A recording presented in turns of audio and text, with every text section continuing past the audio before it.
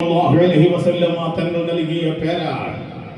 യമനിൽ നിന്ന് 100 ആളുകളോടുകൂടെ മദീനത്തെ പള്ളിയിൽ നബി സല്ലല്ലാഹു അലൈഹി വസല്ലമ തങ്ങളെ കാണാൻ വേണ്ടി വന്ന കൂട്ടത്തിലെ ഒരു ചെറുപ്പക്കാരനായിരുന്നു ബഹുമാനപ്പെട്ട അബ്ദുറഹ്മാൻ സഖർ.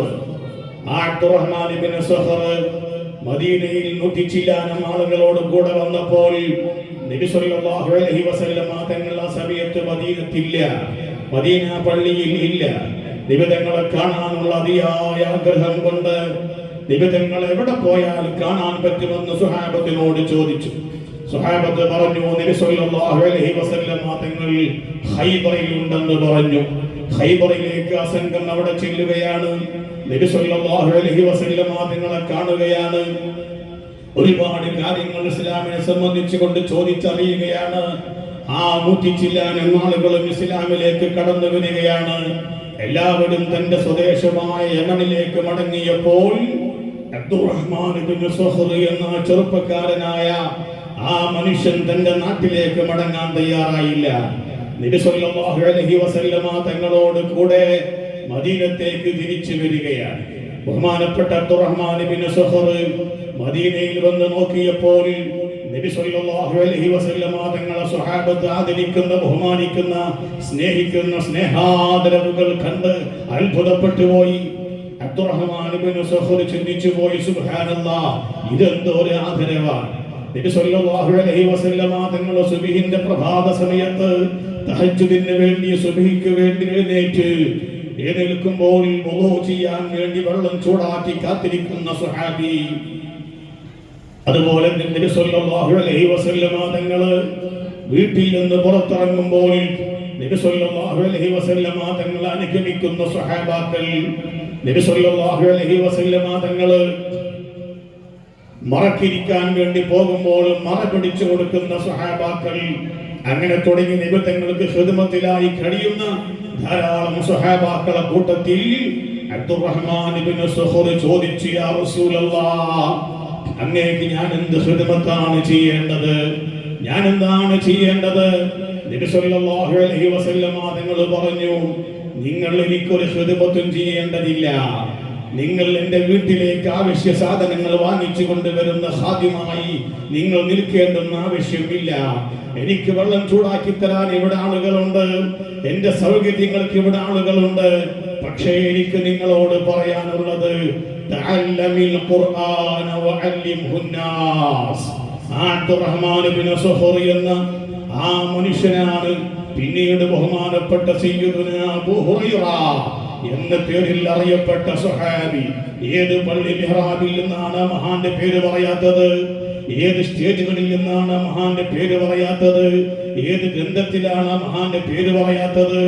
അബ്ദുറഹ്മാൻ ഇബ്നു സഖർ എന്ന ബഹുമാനപ്പെട്ട സയ്യിദുനാ അബൂ ഹുറൈറ റളിയല്ലാഹു അൻഹുവിനോട് നബി സല്ലല്ലാഹു അലൈഹി വസല്ലമ തങ്ങൾ പറഞ്ഞു, തഅല്ലമിൽ ഖുർആന വഅല്ലിംഹുന്നാസ്. അബൂ ഹുറൈറ, നിങ്ങൾ ഖുർആൻ ശരിയായി പഠിക്കുകയും നിങ്ങൾ ഖുർആൻ ശരിയായി പഠിപ്പിക്കുകയും ചെയ്യുന്ന ആളായി മാറണം. അതാണ് നിങ്ങൾ ചെയ്യേണ്ടത്. ഫഇന്നതകൽ മൗതു അലാ ദാലിക.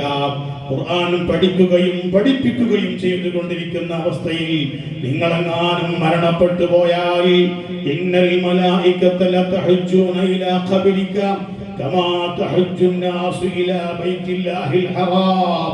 അല്ലാഹുവിന്റെ വിശുദ്ധമായ കഅബ ശരീഫിന്റെ ചുറ്റുഭാഗത്ത് നിന്ന് ജനങ്ങൾ ഒഴിവാകുന്ന, ആളുകൾ ഒഴിവാകുന്ന സമയമില്ലല്ലോ. കഅബ ശരീഫിനെ വലയം ചെയ്തുകൊണ്ടിരിക്കുന്ന, പ്രാർത്ഥിച്ചുകൊണ്ടിരിക്കുന്ന ആയിരക്കണക്കായ ആളുകൾ കഅബ ശരീഫിനെ എപ്പോഴും അവിടെ ചുറ്റുഭാഗത്ത് തടിച്ചുകൂടിയതുപോലെ നിങ്ങളെങ്ങാനും ആ അവസ്ഥയിൽ മരണപ്പെട്ടു പോയാൽ നിങ്ങളെ ഖബറിന്റെ അരികിൽ നിന്ന് ആളുകൾ ഒഴിഞ്ഞു പോകും, അല്ലാഹുവിന്റെ മലക്കുകൾ ഒഴിഞ്ഞു പോവുകയില്ല.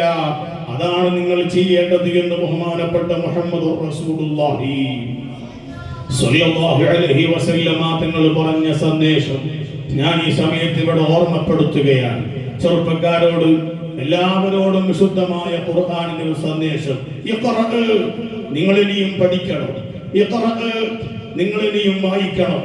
യുവാക്കളെ, നിങ്ങൾ പഠിച്ചിട്ടില്ല, നിങ്ങൾ അറിഞ്ഞിട്ടില്ല, ഇനിയും നിങ്ങൾ ധാരാളം അറിയാനുണ്ട്, പഠിക്കാനുണ്ട്, വായിക്കാനുണ്ട്.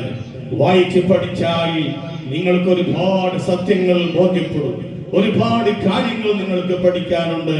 അതുകൊണ്ട് ഇനിയും വായിക്കണം, പഠിക്കണം, വായന തുടരണം, പഠനം തുടരണം എന്ന ഖുർആനിന്റെ സന്ദേശം ഈ സമയത്ത് എന്നെയും നിങ്ങളെയും ഓർമ്മപ്പെടുത്തി. സമയം നീണ്ടുപോയെങ്കിൽ സാദരം ക്ഷമിക്കണമെന്ന് എല്ലാവരോടും ആവശ്യപ്പെട്ട് വആഖിറു ദഅവാനാ അനിൽ ഹംദുലില്ലാഹി റബ്ബിൽ ആലമീൻ. അസ്സലാമു അലൈക്കും വറഹ്മത്തുള്ളാഹി വബറകാതുഹു.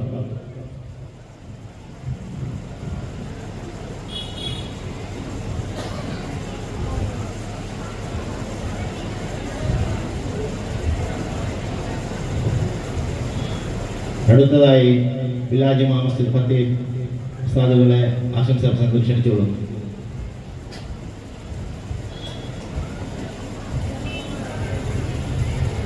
السلام عليكم ورحمة الله وبركاته.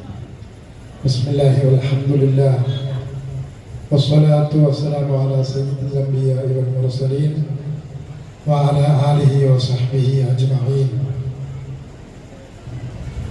വേദിയിലിരിക്കുന്ന ബഹുമാനീയരായ പണ്ഡിതന്മാരെ, പ്രഗത്ഭനായ നമ്മുടെ സ്ഥലം MP ശ്രീ രാജ്മോഹൻ പണ്ഡിത്താൻ സാർ അവർ, അതേപോലെ തന്നെ രാഷ്ട്രീയ സാമൂഹിക മേഖലകളിൽ വളരെ ആത്മാർത്ഥമായ നിസ്വാർത്ഥ പ്രവർത്തനങ്ങൾ നടത്തിക്കൊണ്ടിരിക്കുന്ന വ്യക്തിത്വങ്ങൾ, വേദിയിലിരിക്കുന്ന ബിലാൽ മഹല്ല് നിവാസികൾ, ഇവിടെ എത്തിച്ചേർന്ന് മത്സരത്തിൽ തുടരാൻ വേണ്ടി ഇനിയും കാത്തിരിക്കുന്ന നമ്മുടെ പ്രിയപ്പെട്ട വിദ്യാർത്ഥികൾ, രക്ഷിതാക്കൾ, നാം ഇവിടെ കേട്ടതുപോലെ അഷ്റഫുൽ ഖൽഖ് മുഹമ്മദ് റസൂലുള്ളാഹി സ്വല്ലല്ലാഹു അലൈഹി വസല്ലം തങ്ങളുടെ 1500-ാം ജന്മദിനത്തോടനുബന്ധിച്ച് മഹത്തായ ഈ ബിലാൽ നഗർ എന്ന നാട്ടിൽ റബീഉൽ അവ്വൽ 1 മുതൽ ഇന്നത്തെ റബീഉൽ അവ്വലിന്റെ 18ന്റെ ഈ സായം സന്ധ്യ വരെ പരിപാടികൾ തന്നെയാണ് നടന്നുകൊണ്ടിരിക്കുന്നത്. ഈ മഹല്ലിലുള്ള നല്ലവരായ ചെറുപ്പക്കാർ, കാരണവന്മാർ, ജമാഅത്ത് കമ്മിറ്റി, അതേപോലെ തന്നെ സീറത്ത് കമ്മിറ്റി, സലാത്ത് കമ്മിറ്റി, ഈ പ്രവർത്തനങ്ങൾക്കൊക്കെ നേതൃത്വം വഹിക്കുന്ന silver star sports and arts club, അതേപോലെ തന്നെ ബിലാലിന്റെ ഉന്നമനത്തിന് വേണ്ടി പ്രവർത്തിച്ചു കൊണ്ടിരിക്കുന്ന ഉസ്താദുമാർ, കാരണവന്മാർ, എല്ലാവരുടെയും ആത്മാർത്ഥമായ കർമ്മോത്സുകതയോടെയുള്ള പ്രവർത്തനത്തിന്റെ ഒരു വിജയമാണ് മഹത്തായ ഈ വേദി ഇന്ന് നടത്തിയത്. ഇൻഷാ അല്ലാഹ് ഇനിയും അല്പം മത്സരങ്ങൾ നടക്കാറുണ്ട്. അതിനുശേഷം ഏറ്റവും ഉന്നതമായ സ്ഥാനത്തെത്തുന്ന ആളുകൾക്കും അതേപോലെ തന്നെ മത്സരത്തിൽ സംബന്ധിച്ച മുഴുവൻ ആളുകൾക്കും ആകർഷകമായ സമ്മാനങ്ങൾ ഇവിടെ വിതരണം ചെയ്യാൻ വേണ്ടിയുണ്ട്. അർഹമുർ റഹ്മാനായ റബ്ബുൽ ഇസ്സത്ത് ഇതിലേക്ക് സഹകരിച്ച മുഴുവൻ ആളുകൾക്കും 2 ലോകത്തും വിജയം നൽകുമാറാവട്ടെ എന്ന് ആത്മാർത്ഥമായി പ്രാർത്ഥിക്കുകയാണ്. തന്നെയുമല്ല, 1500 വർഷങ്ങൾക്ക് മുമ്പ് പരിശുദ്ധ മക്കയിലെ ജബലുന്നൂർ എന്ന പർവ്വതത്തിലുള്ള ഹിറ എന്ന ഗുഹയിൽ വെച്ച് അവതരിപ്പിക്കപ്പെട്ട വിശുദ്ധ ഖുർആൻ അത്ഭുതത്തോടെ ഇന്നും നിലനിൽക്കുകയാണ്.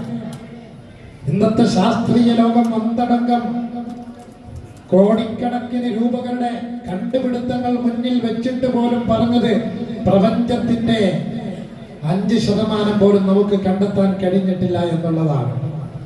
ആകാശത്തെക്കുറിച്ചോ ഭൂമിയെക്കുറിച്ചോ ഇന്ന് നാം കേൾക്കുന്ന തരത്തിലുള്ള വാർത്തകൾ അതിന്റെ മികവോടെ പ്രൗഢമായ രൂപത്തിൽ ഒരു തീപ്പെട്ടിക്കൊള്ളി പോലും കണ്ടുപിടിച്ചിട്ടില്ലാത്ത 1500 വർഷങ്ങൾക്ക് മുമ്പ് പരിശുദ്ധ മക്കയിൽ വെച്ച് പ്രഖ്യാപിക്കപ്പെട്ടിട്ടുണ്ട് എന്നുള്ളത് വിശുദ്ധ ഖുർആനിന്റെ അത്ഭുതം തന്നെയാണ്.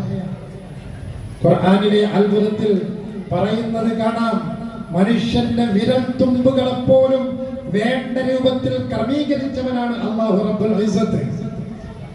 അന്ന് ആ 1500 വർഷങ്ങൾക്ക് മുമ്പ് ഈ വാചകം അവതരിപ്പിക്കപ്പെട്ടപ്പോൾ ഒരുപക്ഷെ വേണ്ട രൂപത്തിൽ ആരും ചിന്തിച്ചു കൊള്ളണമെന്നില്ല. ഇന്ന് നമ്മുടെ ആധാർ കാർഡ് എടുത്തു നോക്കിയാലും മറ്റ് ഏതെല്ലാം ആധികാരികമായ സാക്ഷ്യപ്പെടുത്തലുകൾ എടുത്തു നോക്കിയാലും അതിൽ മനുഷ്യരുടെ വിരൽ തുമ്പ് കൊണ്ട് നാം അതിൽ നിന്ന് എടുക്കുന്ന ആ ചുണ്ടപ്പുകൾക്കൊക്കെ ഉള്ള സ്ഥാനം അത് 1500 വർഷങ്ങൾക്ക് മുമ്പ് വിശുദ്ധ ഖുർആൻ പറഞ്ഞതുപോലെ മനുഷ്യരുടെ വിരൽ തുമ്പുകളെ പോലും ക്രമീകരിച്ചവനാണ് അള്ളാഹു എന്നതിനെ സത്യവൽക്കരിക്കുകയാണ്. ഇങ്ങനെ വിശുദ്ധ ഖുർആനിന്റെ അത്യത്ഭുതങ്ങൾ എല്ലാ ദിവസവും പ്രഭാത നമസ്കാരത്തിന് ശേഷം നമ്മുടെ ബിലാലുൽ മുഅദ്ദിൻ റളിയല്ലാഹു അൻഹുവിന്റെ നാമധേയത്തിലുള്ള ഈ പള്ളിയിൽ വെച്ച് അല്പാൽപമായി ഖുർആനിന്റെ വിശദീകരണങ്ങൾ നടത്തപ്പെടുന്നുണ്ട്. ഇതിന്റെ എല്ലാ സംരംഭങ്ങൾക്കും പ്രവർത്തിച്ചു കൊണ്ടിരിക്കുന്ന നമ്മുടെ ബിലാൽ നഗർ മഹല്ല നിവാസികൾ, സ്വദേശത്തുള്ളവർ, വിദേശത്തുള്ളവർ, നമ്മെ പ്രോത്സാഹിപ്പിക്കാൻ വേണ്ടി ഇവിടെ ഒരുമിച്ച് കൂടിയ രാഷ്ട്രീയ സാമൂഹ്യ മേഖലകളിലെ നേതാക്കൾ എല്ലാവർക്കും ആശംസകൾ അർപ്പിച്ചുകൊണ്ട് വാക്കുകൾക്ക് വിരാമം കുറിക്കുന്നു. അൽഹംദുലില്ലാഹി റബ്ബിൽ ആലമീൻ. അസ്സലാമു അലൈക്കും വറഹ്മത്തുള്ളാഹി.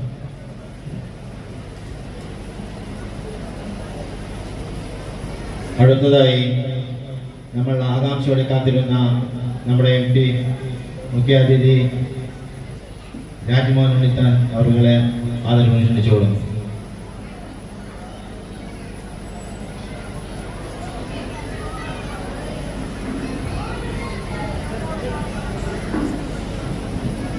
ബഹുമാനപ്പെട്ട ഈ യോഗത്തിൻ്റെ അധ്യക്ഷൻ, ഈ സംഘാടക സമിതിയുടെ ചെയർമാൻ കൂടിയായ ശ്രീ അബ്ദുറഹ്മാൻ അബ്ദുള്ള, പ്രാർത്ഥനാഗീതം ആലപിച്ച ഉസ്മാൻ സഖാഫി തലക്കി, സ്വാഗത പ്രഭാഷണം നടത്തിയ ശ്രീ ഹനീഫ് ഹംസ ഷേഖ്, പള്ളിക്കര പഞ്ചായത്തിൻ്റെ പ്രസിഡന്റ് ശ്രീ കുമാരൻ,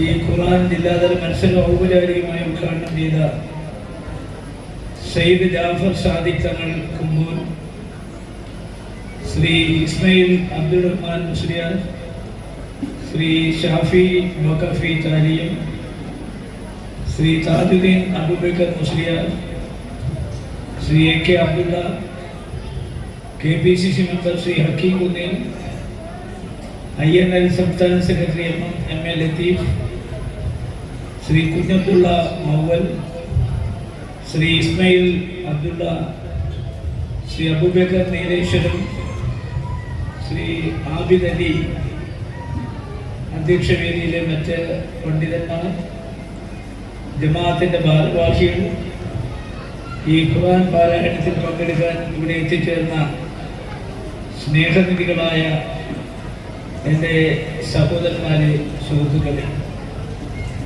വളരെയധികം സന്തോഷത്തോടും അതിലേറെ അഭിമാനത്തോടു കൂടിയാണ് കാരുണ്യവാനായ പ്രവാചകനായ മുഹമ്മദ് നബിയുടെ 1500-ാം ജന്മദിനത്തോടനുബന്ധിച്ച്, നബിദിന സമ്മേളനത്തോടനുബന്ധിച്ച് കാസർഗോഡ് ജില്ലയിൽ ജില്ലാതലത്തിൽ ഇത്തരമൊരു ഖുർആൻ പാരായണ മത്സരം ആവിഷ്കരിച്ചിരിക്കുന്നത്.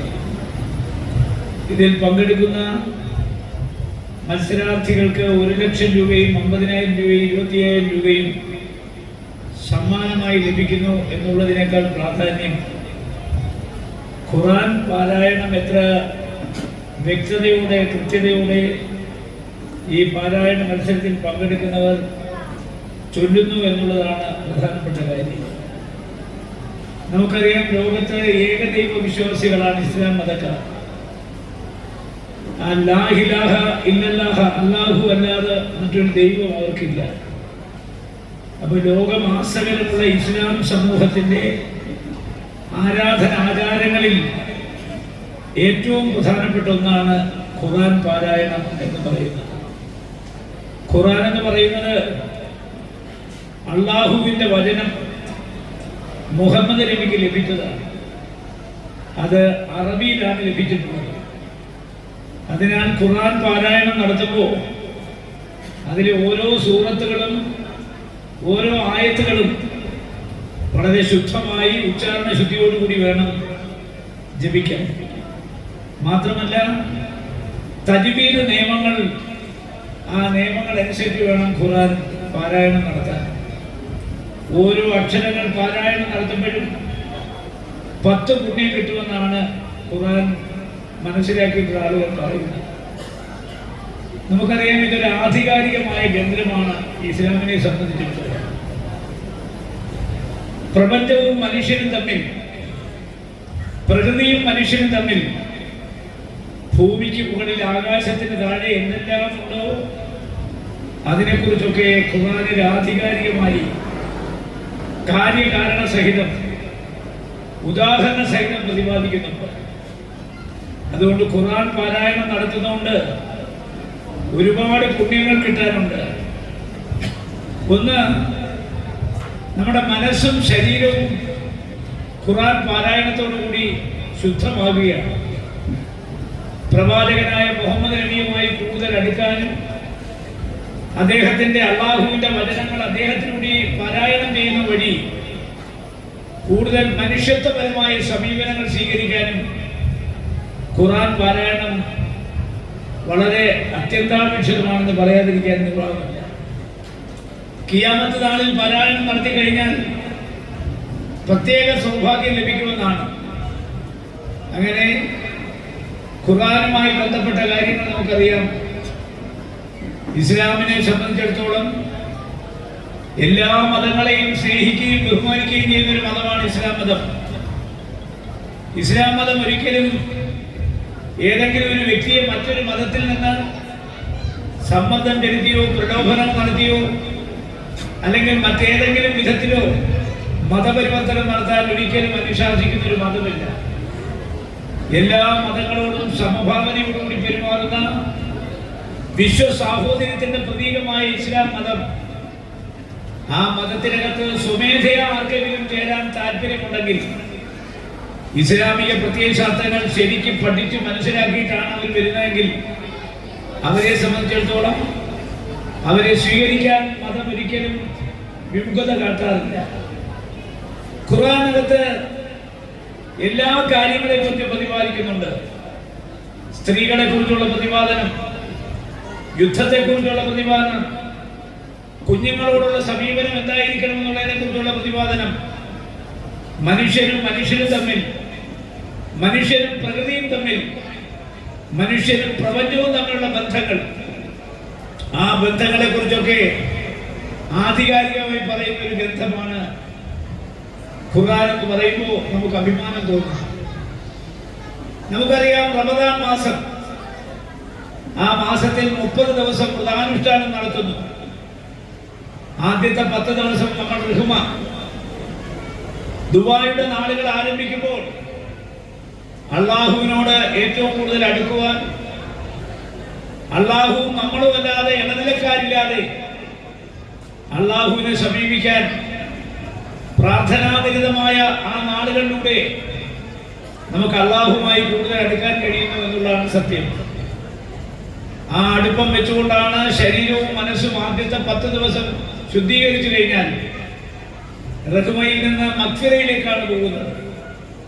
ഭൂമിയിൽ പാപം ചെയ്യാത്തവരാരുമില്ല. പാപം ചെയ്താൽ പശ്ചാത്തപിക്കാം, പാപം ചെയ്താൽ പ്രായശ്ചിത്തം ചെയ്യാം. മനുഷ്യൻ ചെയ്യുന്ന തെറ്റുകൾ, ആ തെറ്റുകളുടെ ശിക്ഷ അവനവനുള്ളതാണ്. ഇംഗ്ലീഷിൽ ഒരു പ്രപഞ്ച നിയമമുണ്ട്, Newton's law. To every action there is an equal and opposite reaction എന്നാണ് ആ ലോ പറയുന്നത്. നമ്മൾ ചെയ്യുന്ന ഓരോ പ്രവൃത്തിക്കും അതിൻ്റെതായ അളവിലും തൂക്കത്തിലും ഒരു തിരിച്ചടിയുണ്ട്. നല്ല കർമ്മങ്ങൾ ചെയ്താൽ നല്ല ഫലം കിട്ടും, മോശം കർമ്മങ്ങൾ ചെയ്താൽ മോശഫലം കിട്ടും.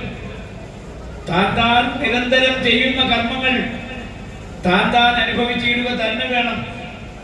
അത്തരം പാപകർമ്മങ്ങൾ ചെയ്ത ആളുകൾ ഭൂമിയിൽ പശ്ചാത്തപിക്കാൻ ഇടവന്നാൽ, പ്രായശ്ചിത്തം ചെയ്യാൻ ഇടവന്നാൽ, ആ പശ്ചാത്താപത്തിലൂടെ, ആ പ്രായശ്ചിത്തത്തിലൂടെ, ആ മനസ്താപത്തിലൂടെ തെറ്റുകൾ വീണ്ടും ആവർത്തിക്കാതിരിക്കാൻ അവർക്ക് കഴിയുന്നുവെങ്കിൽ മഗ്ഫിറ എന്ന് പറയുന്ന പ്രാർത്ഥനയിലൂടെ അവർക്ക് പാപമോചനം ലഭിക്കുന്നു എന്നുള്ളതാണ് സത്യം. ആദ്യത്തെ 10 ദിവസം കഴിഞ്ഞു, രണ്ടാമത്തെ 10 ദിവസം മഗ്ഫിറ, മൂന്നാമത്തെ 10 ദിവസത്തെ പ്രാർത്ഥന എന്ന് പറയുന്നത് നിജാത്താണ്. മരണാനന്തര ജീവിത ജീവിതത്തിൽ വിശ്വസിക്കുന്നവരാണ് ഇസ്ലാം മതവിശ്വാസികൾ. യഥാർത്ഥ ജീവിതം ആരംഭിക്കുന്നത് ഭൂമിയിലല്ല, പരലോകത്താണ്. ഇഹലോകവും പരലോകവും ഉണ്ടല്ലോ. അപ്പൊ ഖുർആൻ പാരായണം നടത്തുന്ന ആളുകൾക്ക് ഭൂമിയിൽ മാത്രമല്ല മരണാനന്തര ജീവിതത്തിൽ അവർക്ക് പുണ്യം കിട്ടുമെന്നാണ് ഖുർആൻ വായിക്കുന്ന ആളുകളെ കുറിച്ച് പറയുന്നത്, പാരായണം നടത്തുന്ന ആളുകളെ കുറിച്ച്. ജീവിതത്തിൽ ഒരിക്കലും മറക്കാനും പൊറുക്കാനും കഴിയാത്ത തെറ്റുകൾ, ആ തെറ്റുകൾ ചെയ്യുന്ന ആളുകൾക്ക് ഉറപ്പിച്ച് നരകമാണ്. മരണാനന്തര ജീവിതത്തിൽ നരകം വിധിച്ചിട്ടുള്ള ആളുകൾക്ക് പോലും അവസാനത്തെ 10 ദിവസത്തെ പ്രാർത്ഥനയായ നിജാത്തിലൂടെ പടച്ച തമ്പുരാൻ സർവശക്തനായ അല്ലാഹു അവന്റെ സകല പാപങ്ങളും നരകതുല്യമായ പാപങ്ങളും പൊറുത്ത് അവനെ സ്വർഗത്തിലേക്ക് കൊണ്ടുപോകുന്നു എന്നുള്ളതാണ് നിജാത്ത് എന്ന് പറയുന്ന പ്രാർത്ഥനയിലൂടെ കിട്ടുന്ന പുണ്യം എന്ന് പറയുന്നത്. അപ്പോ 3 തരം പ്രാർത്ഥന, 30 ദിവസം ഘോരമായ വ്രതം. ആ വ്രതത്തിലൂടെ ശരീരവും മനസ്സും ശുദ്ധമാകുന്നു. ചെയ്തു പോയ തെറ്റുകളെ കുറിച്ചും കുറ്റങ്ങളെ കുറിച്ചും പശ്ചാത്തപിക്കുന്നു, മനസ്താപം വരുന്നു. നരകതുല്യമായ പാപങ്ങൾ ചെയ്ത ആളുകൾക്ക് പോലും മോചനം കിട്ടുന്ന ദുആ, പ്രാർത്ഥന, അത് നടക്കുന്നു. അപ്പൊ സ്വാഭാവികമായി ഖുർആൻ എന്ന് പറയുന്നത് നമ്മുടെ ലോകാവസാനം വരെ നിലനിൽക്കണം. നമ്മുടെ ഉൽപ്പത്തിയെ കുറിച്ച്, നമ്മുടെ പ്രഭവ കേന്ദ്രത്തെ കുറിച്ച് പലപ്പോഴും നമുക്കറിയാൻ യാതൊരു സാധ്യതയുമില്ല. അവിടെയാണ് എല്ലാ മതങ്ങൾക്കും ഒരു പ്രചോദനമാകുന്നത് ഖുർആനാണ്. ഖുർആനിലെ ഒരു ശ്ലോകമാണ്, യാ അയ്യുഹനാസ് ഇന്ന ഖലഖനാകിൻ മിൻ ദക്കരിൻ വ ഉൻസ. ലോകത്തുള്ള മുഴുവൻ ജനങ്ങളെയും ഒരു സ്ത്രീയിൽ നിന്നും ഒരു പുരുഷനിൽ നിന്നുമാണ് സൃഷ്ടിച്ചത് എന്ന് പറഞ്ഞാൽ ലോകത്തുള്ള മുഴുവൻ ആളുകളുടെയും അച്ഛനും അമ്മയും ഒരു സ്ത്രീയും ഒരു പുരുഷനുമാണെന്ന് പറയുമ്പോൾ നമ്മളെല്ലാം ഒരച്ഛന്റെയും അമ്മയുടെയും മക്കളാണ്. ജാതിക്കും മതത്തിനുമൊക്കെ അതീതമായി ജാതിയും മതവും ഒക്കെ സൃഷ്ടിച്ചത് മനുഷ്യരാണെന്നാണ് ഖുർആൻ പറയുന്നത്. അപ്പൊ സ്വാഭാവികമായി നമ്മുടെ എല്ലാ ഉൽപ്പത്തി, നമ്മുടെ പ്രഭവ കേന്ദ്രം, ആ പ്രഭവ കേന്ദ്രം എന്ന് പറയുന്നത് ഒരു സ്ത്രീയും പുരുഷനുമാണ്. സനാതന ധർമ്മമായ ഹിന്ദുമതം, ആ ഹിന്ദുമതത്തിലും ഇത് തന്നെയാണ് പറയുന്നത്. വസുദൈവ കുടുംബം. വസുദൈവ കുടുംബം എന്ന് പറഞ്ഞാൽ ഒരു കുടുംബം, ഒരു ഗൃഹനാഥൻ, ഒരു ഗൃഹനായിക, ഒരു സ്ത്രീ, ഒരു പുരുഷൻ. അത് തന്നെയാണ് ബൈബിള് പറയുന്നത്. ആദം ആൻഡ് ഈവ്, ആദി മനുഷ്യൻ, ഒരു സ്ത്രീയും ഒരു പുരുഷനും. അപ്പോ ലോകത്തുള്ള മുഴുവൻ ജനങ്ങളെയും ഒരു സ്ത്രീയിൽ നിന്നും ഒരു പുരുഷനിൽ നിന്നുമാണ് സൃഷ്ടിച്ചത് എന്ന് പറയുമ്പോൾ നമ്മളെല്ലാവരും ഒരച്ഛന്റെയും അമ്മയുടെയും മക്കളാണെന്നാണ് പറയുന്നത്. ഇന്ന് നമുക്കറിയാം, നമ്മളൊരു ജനാധിപത്യ രാജ്യത്താണ് ജീവിക്കുന്നത്. ഈ ജനാധിപത്യ രാജ്യത്ത് നമ്മുടെ ഭരണഘടനയാണ് നമ്മുടെ സർവസ്വം എന്ന് നമ്മൾ മനസ്സിലാക്കണം. ഈ ഭരണഘടന ഉണ്ടാക്കിയത് 1950 ജനുവരി മാസം 26-നാണെങ്കിലും 1928 കോൺഗ്രസ് പാർട്ടി മോട്ടിലാൽ നെഹ്റുവിന്റെ അധ്യക്ഷതയിൽ ഒരു ഭരണഘടന ഉണ്ടാക്കുന്നതിനെ കുറിച്ച് ആലോചിച്ച് ഡ്രാഫ്റ്റിംഗ് കമ്മിറ്റി എടുത്തു. അതിനുശേഷമാണ് ക്യാബിനറ്റ് മിഷൻ വരുന്നതും അതുപോലെ തന്നെ ഒരു ഭരണഘടനാ സമിതി ഉണ്ടാക്കുന്നതും. ആ സമിതിയുടെ അധ്യക്ഷനായി ഡോക്ടർ രാജേന്ദ്ര പ്രസാദിനെ അടക്കം 386 പേര് നിയമിക്കുന്നത്. ആ കമ്മിറ്റിയാണ് പിന്നീട് ശ്രീ അംബേദ്കറിനെ ചെയർമാനാക്കി ഒരു 6 അംഗ സമിതി, ഒരു ഡ്രാഫ്റ്റിംഗ് കമ്മിറ്റി എടുത്തിട്ടാണ് ഭരണഘടന ഉണ്ടാക്കിയത്. ആ ഭരണഘടന 2 വർഷം 11 മാസം 18 ദിവസം എടുത്തിട്ടാണ് ഉണ്ടാക്കിയത്. അമേരിക്കയുടെ ഭരണഘടനയിൽ നിന്ന്, അതുപോലെ തന്നെ ബ്രിട്ടന്റെ ഭരണഘടനയിൽ നിന്ന്, കാനഡയുടെ ഭരണഘടനയിൽ നിന്ന്, ഐറിഷ് ഭരണഘടനയിൽ നിന്ന്, സോവിയറ്റ് യൂണിയന്റെ ഭരണഘടനയിൽ നിന്ന് ഓരോ കാര്യങ്ങൾ നമ്മൾ കടമെടുത്തിട്ടുണ്ട്.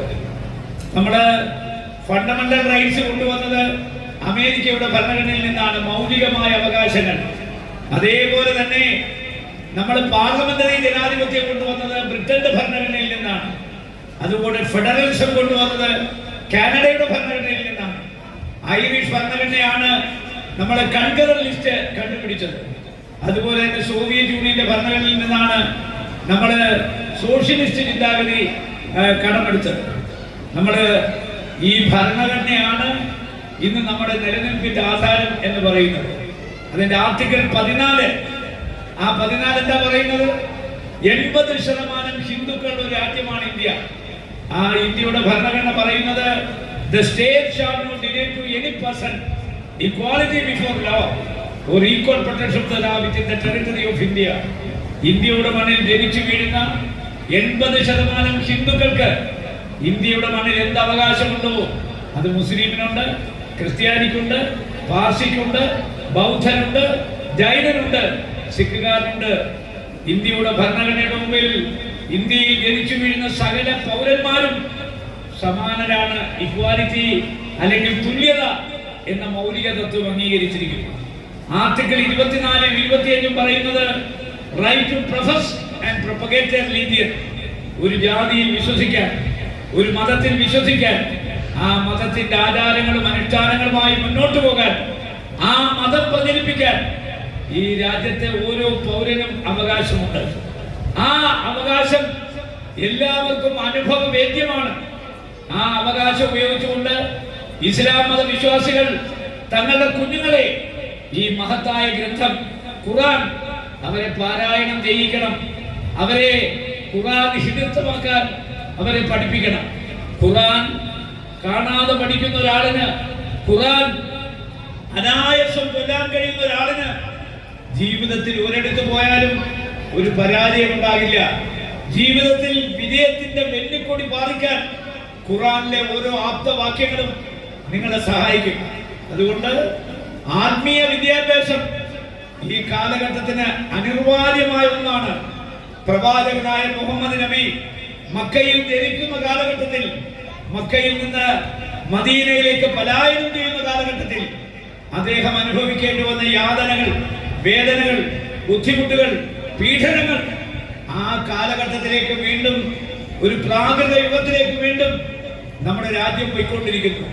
പത്രം വായിച്ചാൽ വായിക്കാൻ കൊള്ളാത്ത കാര്യങ്ങൾ, ടി വി തുറന്നാൽ കാണാൻ പാടില്ലാത്ത കാര്യങ്ങൾ, കാണാൻ പാടില്ലാത്തത് കാണുന്നു, കേൾക്കാൻ പാടില്ലാത്തത് കേൾക്കുന്നു, പറയാൻ പാടില്ലാത്തത് പറയുന്നു. അങ്ങനെ വളരെ പ്രാകൃതമായ ഒരു സംസ്കാരത്തിലേക്ക് നമ്മൾ പൊയ്ക്കൊണ്ടിരിക്കുമ്പോൾ ആ കാലഘട്ടത്തിൽ നിന്ന് ജനങ്ങളെ നന്മയിലേക്ക് നയിക്കുവാൻ, മനസ്സിന്റെ തിന്മകളിൽ നിന്ന് നന്മ നിറഞ്ഞൊരു ജീവിതം അവർ കെട്ടിപ്പടുക്കാൻ ഈ ഖുർആൻ പാരായണം കൊണ്ട് സാധ്യമാകും. അതുകൊണ്ട് എല്ലാ കുഞ്ഞുങ്ങളെയും നിർബന്ധമായി ഖുർആൻ പാരായണം നടത്തിക്കുകയും ആ ഖുർആന്റെ സന്ദേശം കേവലം ഇസ്ലാം മതവിശ്വാസികളിൽ മാത്രമല്ല മറ്റു മതവിശ്വാസികളിലേക്ക് പകർന്നു കൊടുക്കാൻ കഴിഞ്ഞാൽ സമൂഹം നന്നാകും. സമൂഹം നന്നായാൽ സംസ്ഥാനം നന്നാകും. സംസ്ഥാനം നന്നായാൽ രാജ്യം നന്നാകും. രാജ്യങ്ങൾ നന്നായാൽ ലോകം നന്നാകും. മാറ്റത്തിനും പരിവർത്തനത്തിനും മനസ്സുകളെ പരിവർത്തനം ചെയ്യാനും ഖുർആനാണ് ഏറ്റവും വലിയ ആയുധം എന്ന് പറഞ്ഞുകൊണ്ട് ഈ ഖുർആൻ പാരായണ മത്സരത്തിൽ പങ്കെടുക്കുന്ന മുഴുവൻ കുഞ്ഞുങ്ങളെയും അഭിവാദ്യം ചെയ്തുകൊണ്ട് നിങ്ങൾക്ക് വിജയാശംസകൾ നേർന്നുകൊണ്ട് എല്ലാവർക്കും ഒരിക്കൽ കൂടി നബിദിന ആശംസകൾ നേർന്നുകൊണ്ട് എന്റെ ഹ്രസ്വമായ വാക്കുകൾ അവസാനിപ്പിക്കുന്നു. എല്ലാവരെയും സർവശക്തനായ തമ്പുരാൻ കാത്തു രക്ഷിക്കട്ടെ എന്ന് പ്രാർത്ഥിച്ചുകൊണ്ട് എന്റെ വാക്കുകൾ അവസാനിപ്പിക്കുന്നു. നമസ്കാരം. ജയ് ഹിന്ദ്.